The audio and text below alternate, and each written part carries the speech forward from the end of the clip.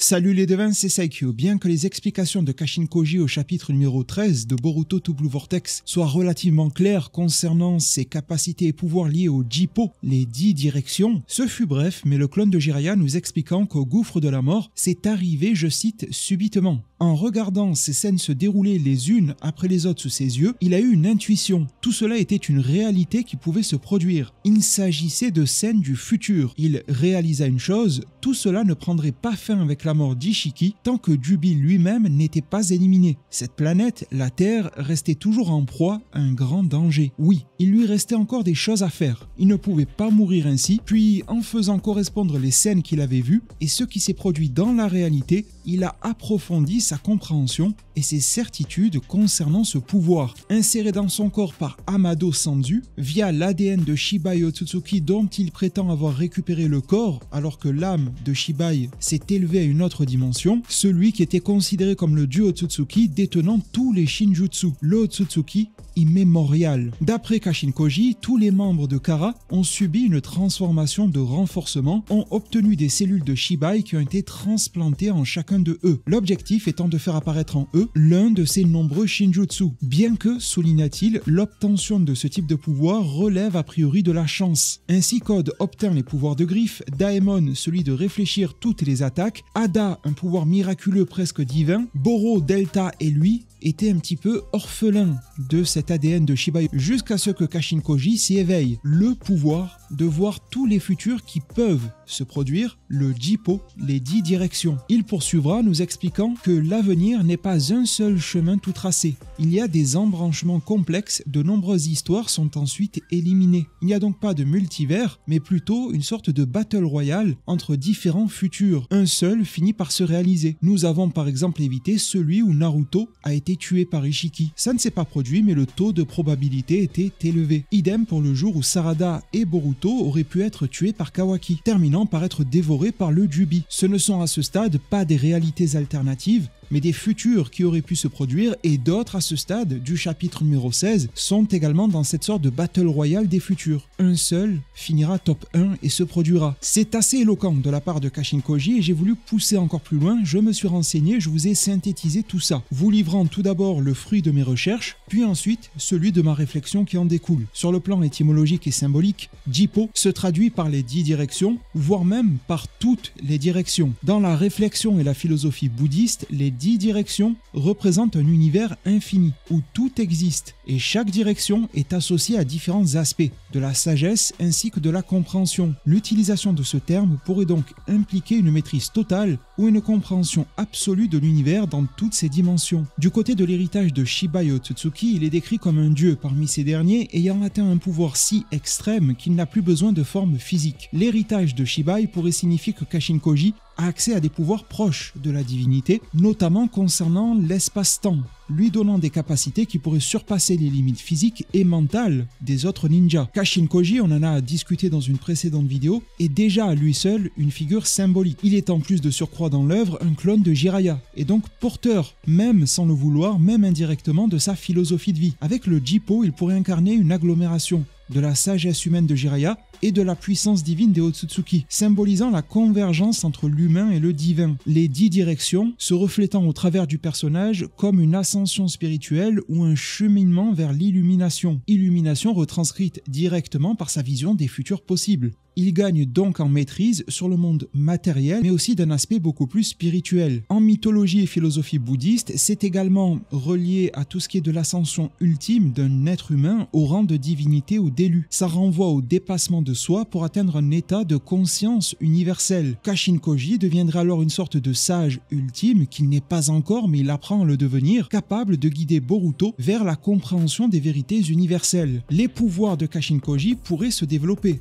Il nous a d'ailleurs informé du fait qu'il a appris à mieux gérer ce pouvoir lié à la vision du temps. Ça pourrait se développer encore plus. Celui qui dispose d'un Shinjutsu peut-il s'éveiller aux autres? Un Shinjutsu est-il figé dans le pouvoir qui s'est éveillé ou peut-il aller encore plus loin? Il pourrait profiter de techniques liées à l'espace-temps qui soient beaucoup plus avancées, observer des faits historiques, s'y téléporter, peut-être même la capacité de créer des espaces-temps qui lui soient propres. De manière encore plus étendue, il pourrait manipuler la réalité, chose qu'il fait au final de manière détournée. en se rapprochant de Boruto, ou encore développer des pouvoirs psychiques, développer une forme de connexion télépathique avec d'autres êtres, liée à sa maîtrise de l'esprit de la conscience, influant sur le destin d'autres personnages, agissant de manière globale sur l'issue du monde. Il est donc le personnage parfait pour contrecarrer le plan des Otsutsuki et de tout ce qui en découle jusqu'au Shinju. Il a un pouvoir qui paraît antagoniste de celui de Hada, qui peut observer le présent et le passé jusqu'à sa date de naissance, tandis que Kashin Koji peut voir dans le futur jusqu'à un horizon qui n'est pas encore développé. Pouvoir antagoniste et complémentaire. Il peut donc permettre à d'autres personnages tels que Boruto ou encore Kawaki, comme en chapitre numéro 16,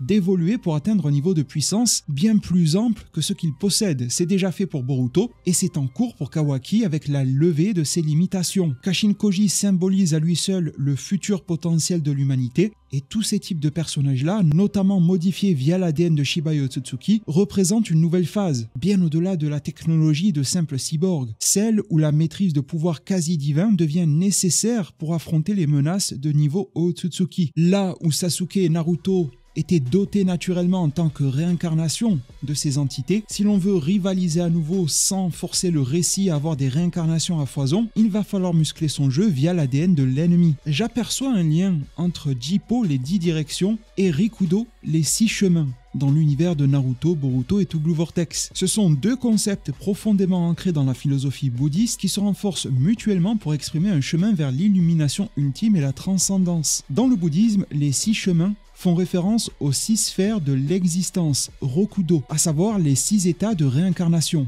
Premièrement, les enfers, ensuite les esprits affamés, Gaki, troisièmement les animaux, ensuite les Asura, démons combattants, puis les humains, et enfin les Devas, des sortes d'êtres célestes. Ces états symbolisent des étapes du cycle de la souffrance. Samsara, en bouddhisme, chaque sphère représente une forme d'existence que les êtres vivants expérimentent, d'après cette philosophie, en fonction de leurs actions passées, connues en bouddhisme comme le karma, pouvant faire penser d'ailleurs au saut Kama, qu'apposent les Otsutsuki. Dans Naruto, les 6 chemins peuvent être incarnés par le Rinnegan, conférant la maîtrise de tous les éléments de techniques extraordinaires, chacune inspirée par l'un des royaumes que je viens de citer. Par exemple, la capacité de résurrection, la manipulation des âmes ou encore la maîtrise de la gravité. Pour les Otsutsuki, qui ont tous le Rinnegan, et donc le pouvoir des 6 chemins, ça symbolise un contrôle presque total des forces de la vie et de la mort, de la matière et de l'esprit. Ces pouvoirs restent tout de même limités pour la quasi-intégralité des Otsutsuki aux 6 états du Samsara, étant tout de même une forme incomplète de lecture et compréhension de l'univers, encore liée aux réincarnations et à l'imperfection, qui nous renvoie à la thématique de Jura Shinju, un être purement philosophique qui dévore de l'information, qui pourrait dévorer un fruit du chakra qui contient toutes les données possibles et imaginables concernant ce monde. L'autre personnage, lui, a réussi, il s'est même élevé, c'est Shiba Otsutsuki.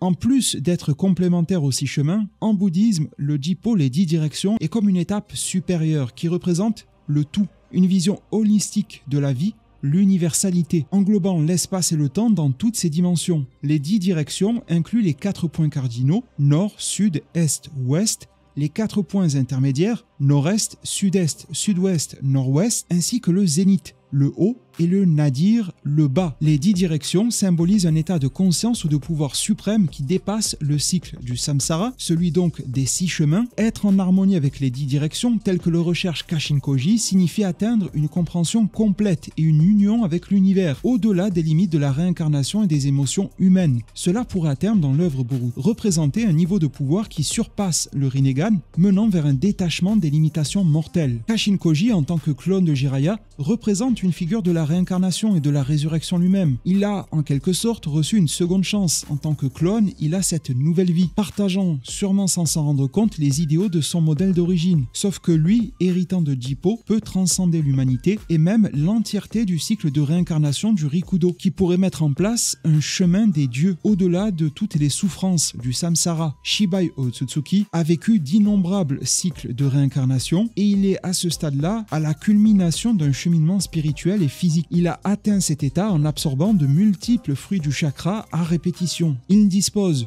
d'un pouvoir qui dépasse largement les 6 chemins du Rinnegan, il évoque une omniprésence cosmique et il ouvre dans le récit un nouveau domaine de pouvoir. Vis-à-vis du futur de l'œuvre, passer du Rikudo, les 6 chemins, au Jippo, les 10 directions, revient à passer du terrestre au divin. pour Kashin Koji, mais pour tous les personnages principaux évidemment. Le but de l'œuvre Naruto n'étant pas de suivre le bouddhisme à la lettre, mais de s'en inspirer. Kashin Koji sera à minima une clé de voûte ouvrant vers la voie à une nouvelle ère de shinobi, permettant à Boruto et aux autres d'explorer le potentiel humain au-delà de ses limites face aux forces divines provenant du monde Otsutsuki. Ce Jippo a évidemment des contre-pouvoirs qui lui sont à minima équivalents, tels que celui de Hada et son omnipotence, et tout cela me mène à penser à la matérialisation des 6 chemins par Amado, qui a implanté de l'ADN de Shiba Otsutsuki dans divers personnages, à la tentative de développement des 10 directions, et au fait que tous ces personnages devraient probablement se réunir d'une manière ou d'une autre pour proposer un contre-pouvoir à Shiba Otsutsuki ou à tout être qui s'en rapprocherait dans le futur de l'œuvre. On pourrait partir d'une base dans laquelle 6 personnages ont été modifiés par Amado représentant les 6 chemins. Kashin Koji, le plus proche d'un état de sagesse et de transcendance.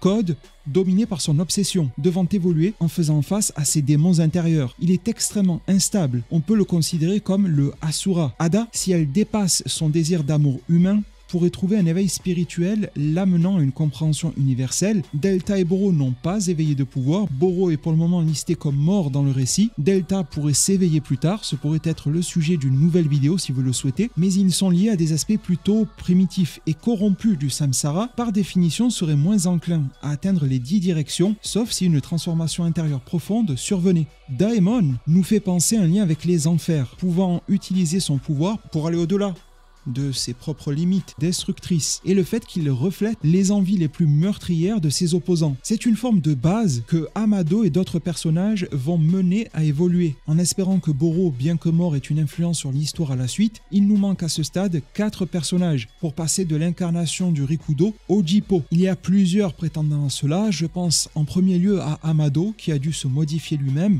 je pense à Kawaki représentant une sorte de chemin de la création, Kawaki concernant la résilience et l'identité, son parcours qui illustre le conflit entre l'humanité et la puissance divine. Pour les 2 autres, c'est un petit peu plus mystérieux. On peut penser à la deuxième composante des 2 vortex bleutés d'après les fans, à savoir Imawari Uzumaki, avec son potentiel latent ainsi que son innocence. On peut penser à Boruto lui-même, pourquoi pas à des personnages plutôt ennemis tels que Bug ou encore Jura. Je vous laisse me faire vos propositions en zone commentaire si vous avez une expertise ou fait vos recherches concernant le Rikudo, les 10 directions. Je trouve au passage que les cas de Mitsuki et d'Orochimaru sont intéressants vis-à-vis de la connaissance et de la transcendance. N'hésitez pas à partager vos apports directement en zone commentaire, vous savez que cela peut grandement nourrir mes vidéos, toujours en vous créditant bien sûr. Vos pouces en l'air sont attendus sur la vidéo et surtout aideraient énormément au développement de ma chaîne YouTube. Elle en a sincèrement besoin. Vos abonnements et la cloche des notifications pour ne pas rater les ramifications à celui-ci, voire même de tout nouveau. Merci vraiment pour tout, prenez tous extrêmement bien soin de votre futur et à plus pour de prochains arts divinatoires.